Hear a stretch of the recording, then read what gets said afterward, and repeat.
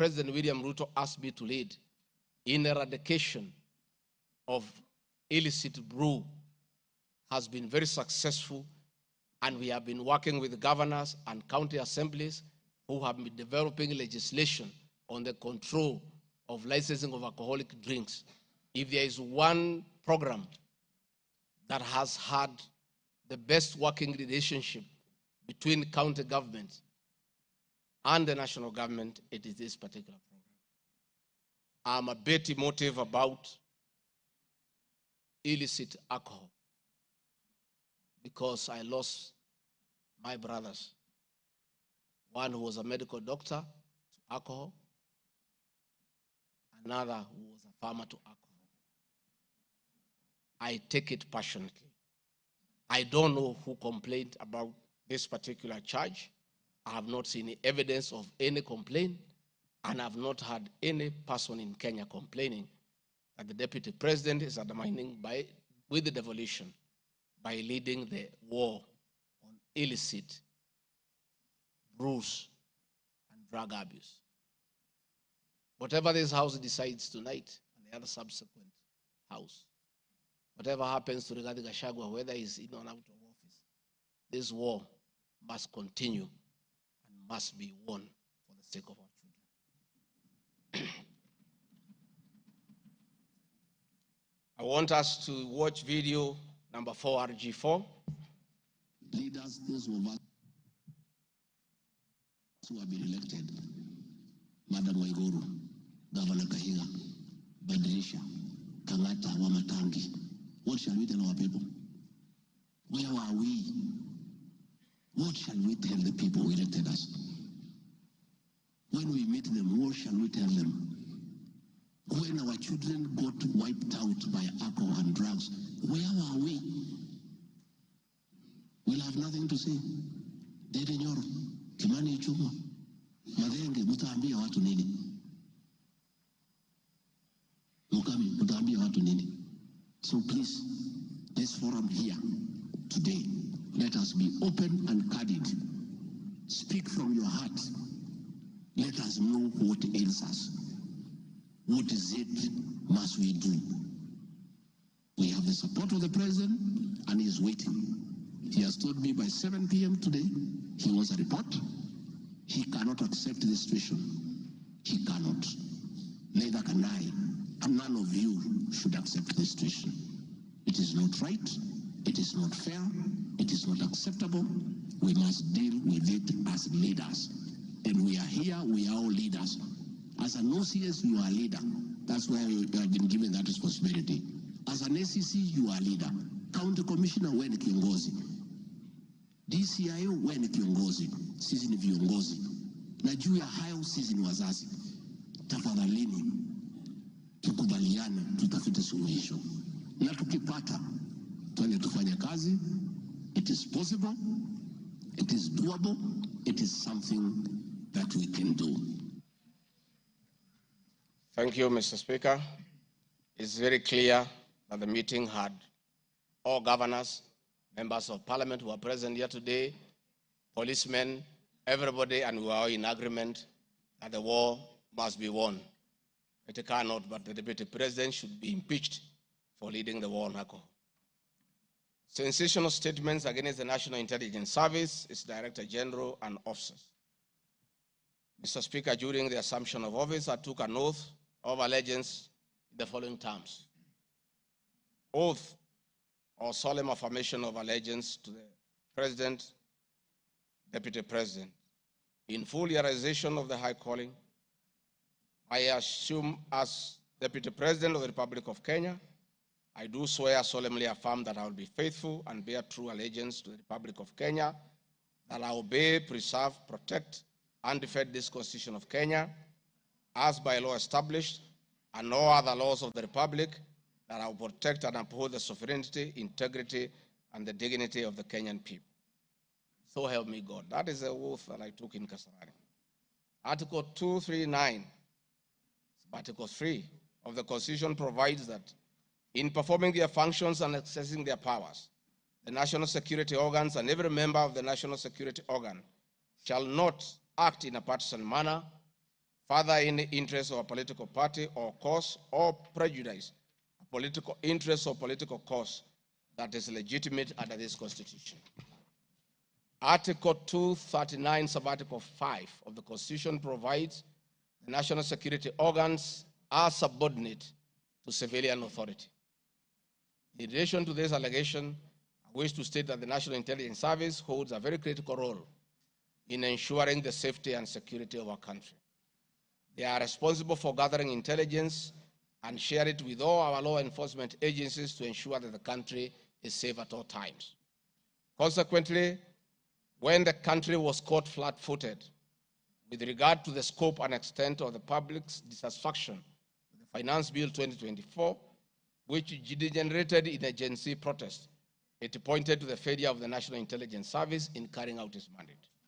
I am persuaded that the National Intelligence Service ought to have known beforehand that the public was completely opposed to the Finance Bill, and they ought to have briefed the President before the protest began, and this would have caused a change of tact by government regarding the proposed bill, and the protest which culminated in the loss of innocent lives and destruction of property would have been avoided. Hence, I expressed my opinion on this in my public media briefing in Mombasa, and my utterances were not any different from what happens in other countries when there is a lapse or failure by the intelligence agencies. The nation has witnessed unfortunate instances of several extrajudicial killings, abductions, and disappearances. I firmly believe that if the National Intelligence Service had acted diligently, these instances would not have been witnessed.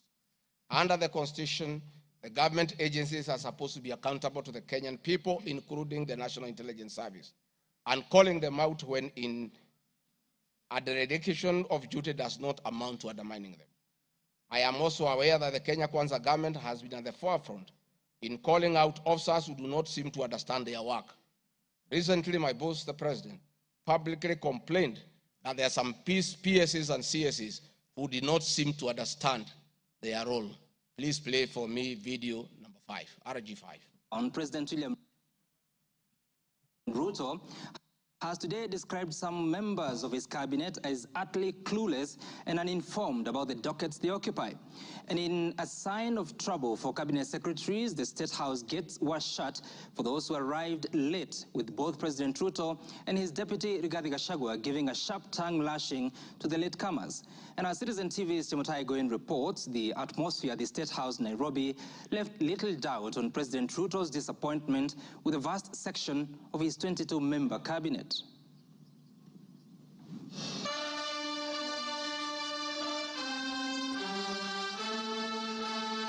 A cold morning in Nairobi, but the seats on the State House grounds came ultra-heated, particularly for cabinet secretaries. The cabinet members came here to sign performance contracts, but the oral appraisal of the day spurred anything between trouble and outright doom.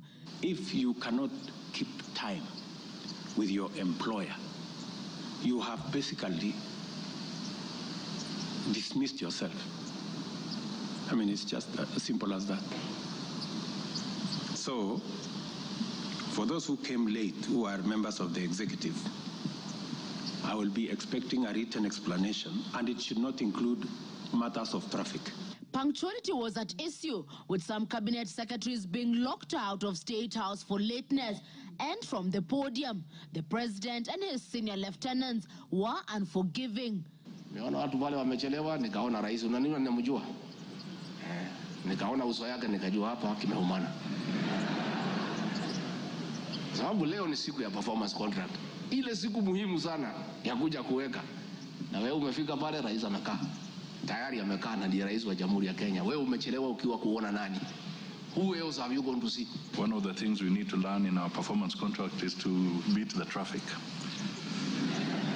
For the 19 cabinet secretaries present, the atmosphere at State House progressed from bad to worse as President Ruto and his deputy Rigathi Gachagua issued a blistering assessment of the performance of the cabinet members.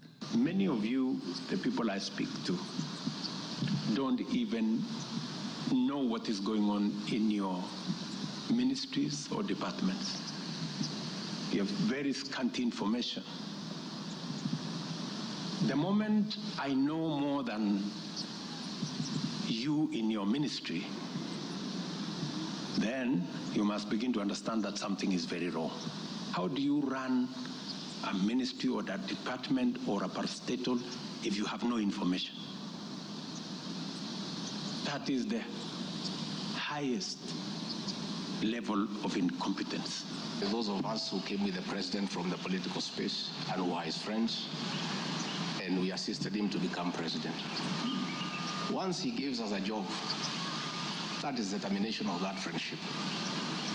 The friendship with the president will be based on nothing but performance.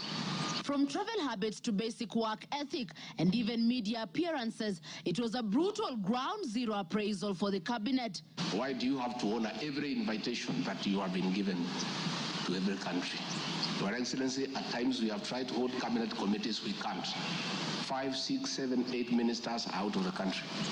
Some change clothes at the airport from one country to another. That is the truth. Why can't you regulate yourself? If the president was to travel and honor every invitation, he will be out of this country the whole year. You just have to decide what is useful and other things you can leave to our ambassadors out of the country. So when you hear my deputy saying, find time, travel, but travel and see the people who have hired us, you know, go to different parts of Kenya so that you can get feedback from the public. We have done so much as an administration, but the information is not out there. Our ministers are quiet. They are called for TV interviews, they don't show up to say what they have done. And then the media have a field day because nobody talks for government. I would rather we spend more time explaining to the people of Kenya what we have done in our respective dockets as opposed to travel. And if we have to travel, let's travel up country to where our Wananchi are and explain what we are doing. And I remember I called CS Chelugui.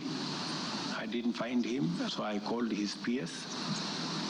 And I found her, and I explained to her, I told her, look, the public is not understanding this. Did I call you or not on Sunday? You know, I told you this is what the public is saying. Please do more sensitization on Hustler Fund Phase 2. With a very public expression of disappointment in his cabinet, President Ruto has triggered speculation on changes in government as his administration approaches the end of its first year in office. From punctuality to work ethic and general performance, the proverbial axe could well fall somewhere. With the performance contracts expected to foster a culture of high performance in the public service and also ensure that public resources are properly utilized, it is also set to offer a framework for President William Ruto to reward performers and also institute sanctions on non-performers. Chamutai Goin, Citizen TV. Mr. Speaker, President William Ruto, my boss, and I have been calling out senior government officials when they fall short of expectations. The Director General of the National Intelligence Service is no exception. He's not above the law. He's accountable to the people of Kenya for his performance. And I have had an argument that we should not call out those in the security sector. I would like you to play the next video. We have the most incompetent Inspector General of Police, I think, in the world. The most incompetent in the whole world. His incompetence may not necessarily play out when things are working, but when things get to a head and you need some decisions to be made, I can tell you for sure, the gentleman we have as an IG cannot make any decision. Nataka tumwambie ule mtu wa sinema mingi anaitwa nani ule mtu? Ule sijui anaitwa DCI, ule anaitwa nini? Ule mtu anaitwa Kinoti. Awache ujinga. Huyo bwana Kiboti awache ujinga. Sio kama tunaelewana. Huyo Kinoti hakuna kitu amefanya kwa hii Kenya ya kisiasa. Yeye ni mtu ya sinema. Anaendesha makesi kwa magazeti. Anatuandikia barua, sijui barua ya kilomita ngapi. Mr. Kinoti, please save your time. Stop writing to us long letters. Leave matters of elections to IEBC. You have no business in IEBC. You have failed as DCI. We don't want you to fail our elections. Tunaelewana? Huyo bwana Kinoti awache hiyo ujinga yake anaendesha pale, kwa sababu anatukasirisha. Huyo bwana Kinoti tunataka tumwambie awachane na watu wa IEBC wafanye hii uchaguzi. Alipatiwa kazi ya kufanya criminal investigation. He has never done anything. Ile kesi yote anafanya kesi kwa magazeti. Akiambiwa apeleke evidence kule kotini ameshindwa. So bwana Kinoti, wacha sinema. You have failed and wait for August so that you can. Honorable members, that was President William Ruto as Deputy President criticizing IG Mutiabai, DCI Kinoti. Regarding Gachagua has learned his job from his boss, that public officers must be called to order when they fell short of expectation. And I never saw anybody bring William Ruto here for impeachment for criticizing the IG or the DCI. This is a very unfair allegation. Mr. Speaker, it is also reported by media that the IMF has already warned about impending unrest during the people's dissatisfaction with the 2023 and 24 finance bill. Many of you will recall, Mr. Speaker, after the September 11th terrorist attack in the US intelligence agencies were massively criticized, and an inquiry was even opened to investigate why their intelligence agency was not able to detect and thwart the attack. All we are saying is that our National Intelligence Service is accountable to the people of Kenya for its performance. Mr. Speaker, conniving with cartels in the tea sector to block KTDA from implementing guaranteed minimum return, Mr. Speaker, I am here to see a shred of evidence to that effect, and I have nothing to say. I have seen an allegation that we have not been able to do coffee reforms. Mr. Speaker, out of my work, coordinating coffee reforms, the Cooperative Bill 2023 and the Coffee Bill 2023 is before this House. I request this House, after these impeachment proceedings, to embark on those two bills so that the coffee farmers can realize the full benefit of the coffee reforms that we have initiated. There is another allegation that I have taken control of a local cooperative society in Madeira constituency. I don't know the name of that constituency, of that cooperative. It is false. I am here to see any evidence. I have nothing to say because there is nothing to be said. On the issue of shareholding, which I think members are interested in listening to,